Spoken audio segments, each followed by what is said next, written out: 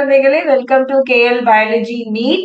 இன்னைக்கு நம்ம என்ன பார்க்க போறோம்னா, kick start to mission NEET 2025. எல்லாரும் நீட் தேர்வுக்கு ரொம்ப வேகமா ஆயத்தம் ஆயிட்டு இருப்பீங்க அப்படின்னு நான் நம்புறேன். அதுக்கு போறதுக்கு முன்னாடி very happy new year to all and successful new year to for every one of you children.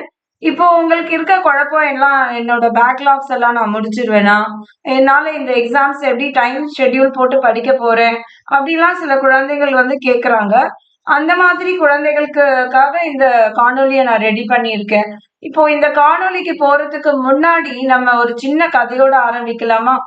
ஆஹ் இந்த கதை என்ன சொல்லுது அப்படின்னு பாத்தீங்கன்னா, ஒரு ஆப்பிரிக்கன் வந்து லாங் ரன்னர் வந்து அப்கோர்ஸ் அவர் வந்து சக்சஸ் ஆகுறாரு, ஒலிம்பிக்ல வின் பண்றாரு. பெர்னார்ட் அவரோட பேரு. அப்போ அவரை வந்து எல்லாரும் பேட்டி எல்லாம் எடுப்பாங்க இல்லையா, அப்கோர்ஸ். அப்ப பேட்டி எடுக்கிறச்ச ஒரு ஜேர்னலிஸ்ட் வந்து கேக்குறாங்க, எப்பவுமே லாங் ரன்னர்ஸ் ஆர் ஃப்ரம் ஆப்பிரிக்கால இருந்து வர்றாங்களே, அது எப்படி உங்களால முடியறது அப்படின்னு அவர் கேக்குறாரு. அப்ப கேக்குறச்ச அவர் சொல்றாரு, மேடம் நீங்க பார்த்திருப்பீங்க, நம்ம டிராவல் பண்றச்ச இங்க வந்து மான்கள் அதிகமாக உள்ள இடம் மெதுவாக செல்லவும், முயல்கள் உள்ள இடம் மெதுவாக செல்லவும் அப்படிலாம் உங்களுக்கு போர்டுகள் பார்த்திருப்பீங்க நீங்க டிராவல் பண்றச்ச. நாங்க பார்த்தது என்ன போர்டுனா, இங்கே சிங்கங்கள் உள்ளது, வேகமாக ஓடவும் அப்படின்னு தான் நாங்க பார்த்திருக்கோம். அதனால நாங்க எங்க லைஃப காப்பாத்திக்கிறதுக்காக ஓடுறோம் அப்படின்னு அந்த கென்யாவோட பெர்னார்ட் அப்படின்றவர் வந்து அவரோட பேட்டியில சொல்றாரு. சோ இந்த கதை எதுக்கு அப்படின்னா, அப்கோர்ஸ் நம்ம மெதுவா கூட படிச்சுட்டு போலாம். நம்மளோட டைமிங் டிட்டர்மினேஷன் இங்க ரொம்ப முக்கியமா இருக்கிறது. சோ நம்ம வந்து கண்டிப்பா அச்சீவ் பண்ணி ஆகணும் அப்படின்னும் போது நம்மளோட எண்ணமும் செயலும் வேகம் எடுத்து நம்மளால கண்டிப்பா அச்சீவ் பண்ண முடியும் அப்படின்ற ஒரு சின்ன மோட்டிவேஷனோட நம்ம இன்னைக்கு இந்த டைம் டேபிள் செஷனை பார்க்கலாம். சோ இந்த டைம் டேபிள் ஃபர்ஸ்ட் வந்து ரிப்பீட் பண்றவங்களுக்காக நம்ம வந்து போட்டிருக்கோம். இந்த ரிப்பீட் பண்றவங்களுக்கு வந்து டைமிங் பாத்தீங்கன்னா, காலையில 4 மணிக்கு நீங்க எந்திரிச்சிடலாம் இல்லையா? சோ எப்பவுமே குழந்தைகளை பிரேக் போட்டு நீங்க படிக்கும் போதுதான் உங்களால படிக்க முடியும். சோ வேக்கப் பண்ணதும் அப்கோர்ஸ் 4:10 நம்ம சின்ன பிரஷிங் அதெல்லாம் பண்ணிட்டு வருவோம், ஃபேஸ் வாஷ் பண்ணிட்டு. பிசிக்ஸ் ஆர் கெமிஸ்ட்ரின்னு நான் போட்டிருக்கேன். சோ ஏன் பிசிக்ஸ் ஆர் கெமிஸ்ட்ரினா, மார்னிங் மைண்ட் வந்து நமக்கு ஃப்ரெஷ்ஷா இருக்கும்.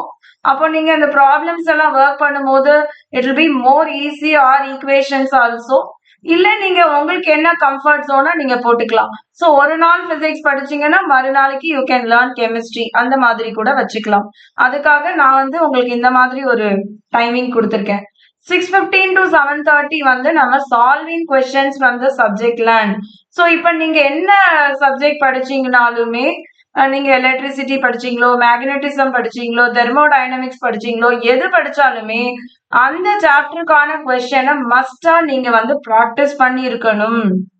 ஏன்னா நான் வந்து ஸ்விம்மிங் பண்ணி ஒலிம்பிக்ஸ் பார்ட்டிசிபேட் பண்ண போறேன், ஆனா ஸ்விம்மிங் கிளாஸே போலன்னு எப்படி இருக்கும், அந்த மாதிரி தான் வெறுமே படிச்சுட்டு நம்ம எக்ஸாமுக்கு ரெடி ஆகுது.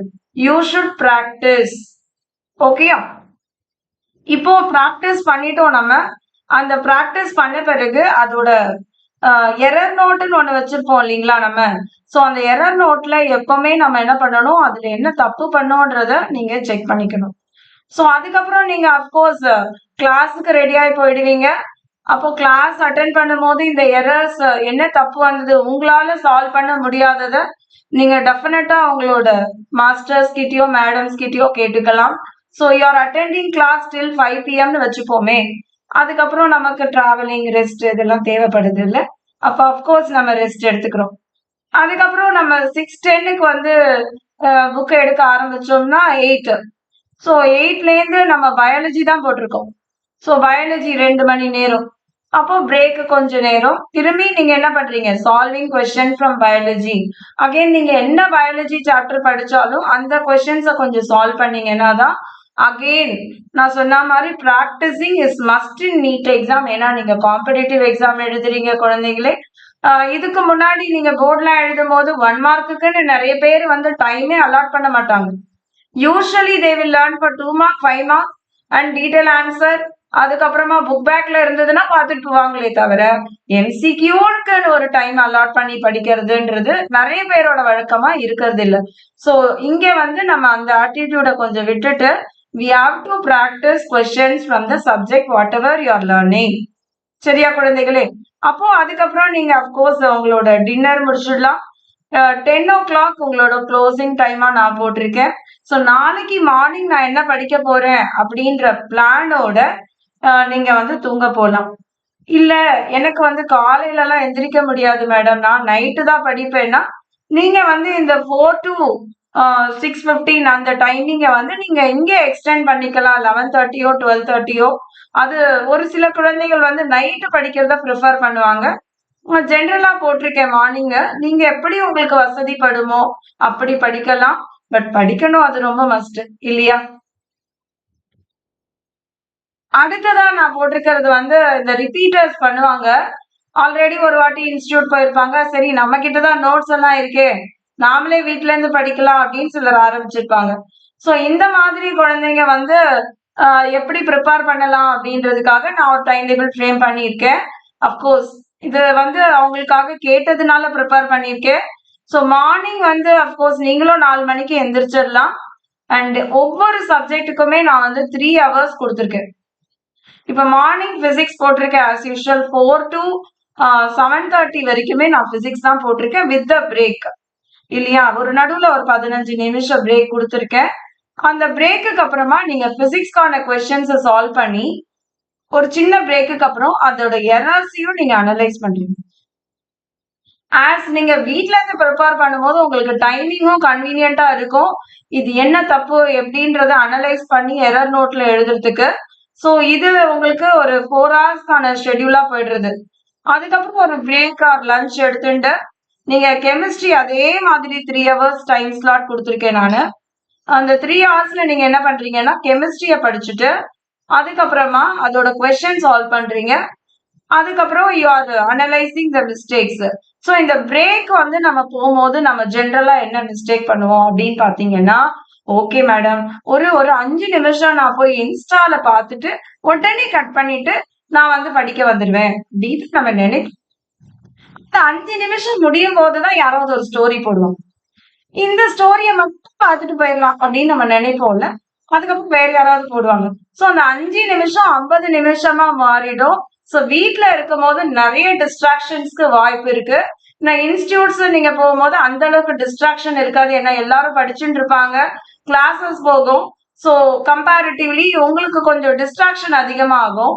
அதனால பிரேக் டைம் கொஞ்சம் காஷியஸா நீங்க யூட்டிலைஸ் பண்ணிக்கணும் இல்லையா? யூஸ்வலா பிரேக் அப்படின்னும் போது நம்ம கலர் அப்படி பார்க்கும் போது நம்ம மைண்ட் வந்து ஃப்ரெஷ் ஆகுதான்.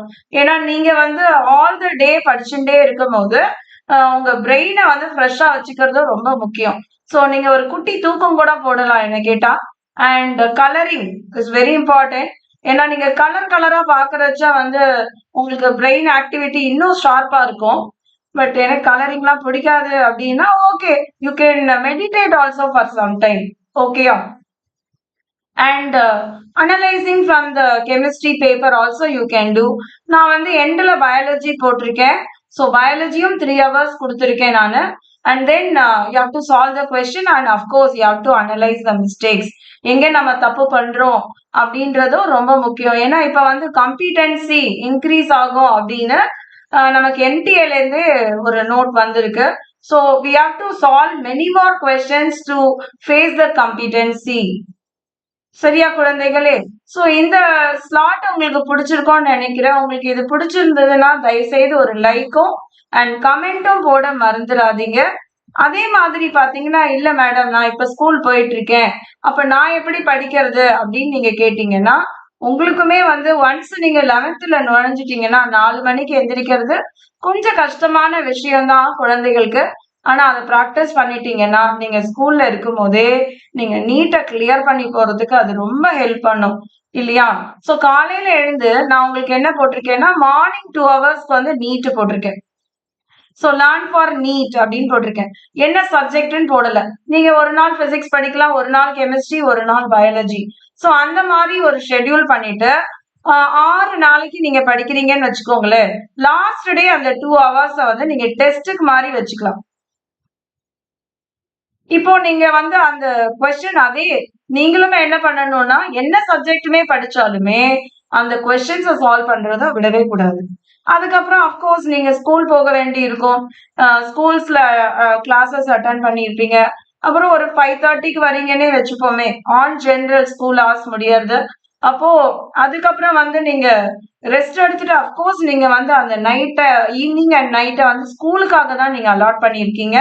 ஃபுல்லா உங்களோட ஸ்கூல் ஒர்க், அது ரெக்கார்டோ, இல்ல வந்து நீங்க படிக்க வேண்டியதோ, இல்ல மறுநாள் டெஸ்ட்டுக்காக யூ ஆர் பிரிப்பேரிங்கோ வாட் எவர் இட் இஸ், அது நீங்க வந்து you have to do it இந்த ஈவினிங்ல பண்ணீங்கன்னா, மறுநாள் காலையில again you have to prepare for NEET. So இது வந்து 11th குழந்தைங்களுக்கு அஃப்கோர்ஸ் பாசிபிலிட்டி இருக்கும். இப்ப 12th குழந்தைங்களுக்கு as already we are in January. இது வந்து கொஞ்சம் உங்களுக்கு ஹெக்டிக் ஷெட்யூலான டைம். இப்ப you can concentrate for the board exam. But ஜென்ரலியே ஸ்கூல் போற பிள்ளைங்க வந்து 2 ஹவர் நீட்டுக்குன்னு நீங்க அலாட் பண்ணீங்கன்னா, it will be more helpful. நீங்க ஸ்கூல் டைம்லயே கிளியர் பண்ணிட்டு வர்றதுக்கு மிகவும் உதவும் அப்படின்றது தான் என்னோட தாட்டு. உங்களுக்கு வேற ஏதாவது இதுல வந்து செஷன் மாற மாதிரி இருக்கு அப்படின்னா, நீங்க வந்து அத கமெண்ட்ல தெரிவிக்கலாம் குழந்தைகளே. அதுக்கப்புறம் நம்ம ஒரு சின்ன மோட்டிவேஷனோடயே இந்த கதைய முடிக்கலாம். இப்போ உங்க எல்லாருக்கும் தெரிஞ்சவங்க தான் அருணிமா சின்ஹா. அருணிமா சின்ஹா வந்து உத்தர் பிரதேஷ்ல பிறந்திருக்காங்க. இவங்க வந்து ஆக்சுவலி ஃபுட்பால் பிளேயர் ஆக்சுவலி. அவங்க வந்து ஒரு வாட்டி டிராவல் பண்ணிட்டு இருக்கச்ச சம் ஆக்சிடென்ட் ஹேப்பன். அவங்க வந்து ட்ரெயின்ல இருந்து தள்ளிவிடப்படுறாங்க. அப்போ வந்து ட்ரெயின் வந்து அவங்க அந்த வீல் வந்து அவங்க கால்ல ஆக்சிடென்ட் ஆயிடுறது. அவங்களுக்கு இடது கால எடுத்துடுறாங்க.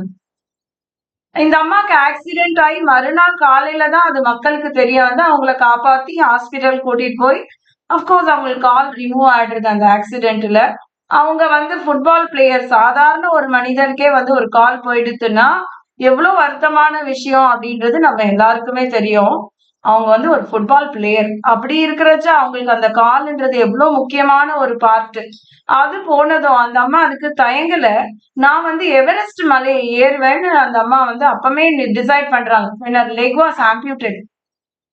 அதுக்கப்புறம் அதுக்கான தீவிர பயிற்சியும் அவங்க எடுத்துக்கிறாங்க.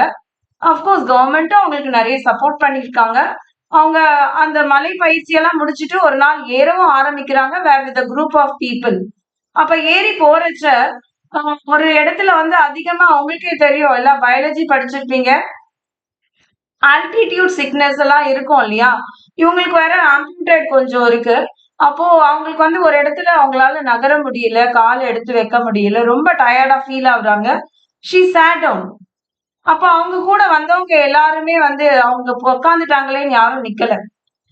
அவங்க வந்து கொஞ்சம் ஓரமா உட்காந்துக்கிறீங்களா அப்படின்னு சொல்லிட்டு தான் எல்லாரும் நடக்க ஆரம்பிச்சாங்க. இந்த முயலும் ஆமையும் கதையும் கூட நீங்க பாத்தீங்கன்னா, முயல் தூங்கிடுச்சே, நம்ம என்ன பண்ணலன்னு ஆமையும் தூங்கல. ஆமை மெதுவா நகர ஆரம்பிச்சிருக்கு இல்லையா? அதனாலதான் ஆமை வின் பண்ணிடுச்சு ஆக்சுவலா.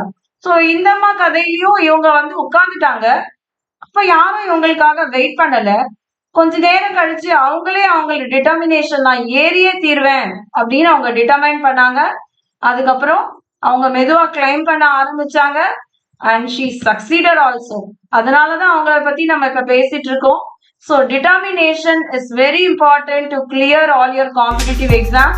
இதே டிட்டர்மினேஷனோட நீங்களும் உங்களோட நீட் எக்ஸாம்ல சக்சஸ்ஃபுல்லா வரணும். And follow the time table. உங்களுக்கு அது பிடிச்சிருக்கோன்னு நினைக்கிறேன். Please don't forget to give a like and comment குழந்தைகளே. Thank you for everyone.